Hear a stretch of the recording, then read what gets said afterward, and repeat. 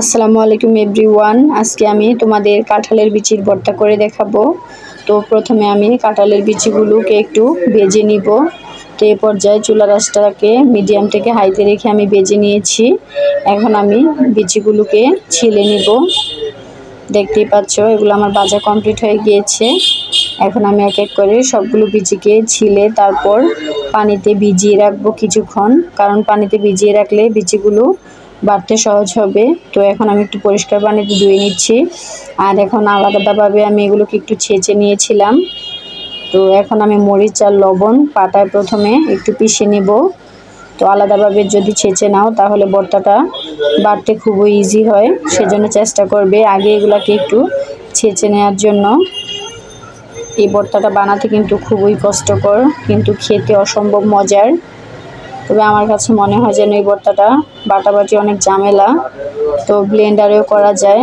ব্লেন্ডারের ভর্তাটা অতটা টেস্টি হয় না, সেজন্য যদি কষ্টও হয় তারপরে আমি চেষ্টা করি পাটায় বেটে তৈরি করার জন্য, কারণ এই ভর্তাটা আমার হাজব্যান্ড অনেক পছন্দ করে, বাচ্চারাও পছন্দ করে খায়। সেজন্য আমি তাদের আবদারে যত কষ্টই হোক বানাই। এভাবে প্রথমে একটু বেটে নিতে হবে। যেহেতু আমি আগে থেকে এটাকে আমি একটু ছেঁচে নিয়েছিলাম, সেজন্য বাটতে অত বেশি কষ্ট হচ্ছে না। তো জাস্ট 2-1টা বাটা দিলে এনাফ। এখন আমি পেঁয়াজ দিয়ে দিব। কাঁঠালের বিচির ভর্তার মধ্যে পেঁয়াজের পরিমাণটা একটু বাড়িয়ে দিতে হবে।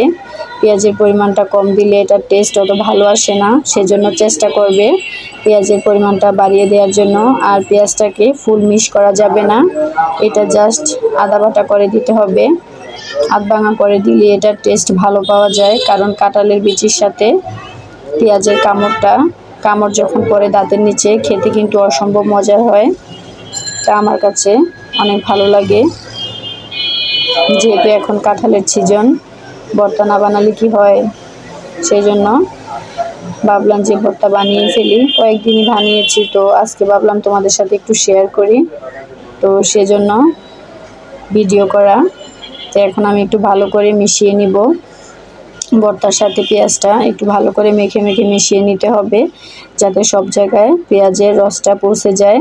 তো এখন আবারও আমি আলতোভাবে একটু বেটে নিচ্ছি। দেখতেই পাচ্ছ এখানে আমার অনেকটা ভর্তা হয়েছে। তো পরিমাণটা তোমরা বাড়িয়ে কমিয়ে নিতে পারো, যার যেরকম লাগে সে অনুযায়ী নিবে। তো মাঝে মাঝে আমি একটু পানি দিয়েছি, পানি দিলে বাড়তে অনেকটা সহজ হয়। এখন আমার গাছের লেবু পাতা দিয়ে দিচ্ছি। এই ভর্তার মধ্যে ধনিয়া পাতার চাইতে লেবু পাতার ফ্লেভারটা কিন্তু সবচেয়ে বেস্ট, সেজন্য চেষ্টা করবে লেবু পাতা দিয়ে ভর্তাটা তৈরি করার জন্য। খেতে অসম্ভব ভালো লাগবে। তো ভর্তাটা আমার রেডি হয়ে গিয়েছে। সবাই ভালো থাকবে। আল্লাহ হাফেজ।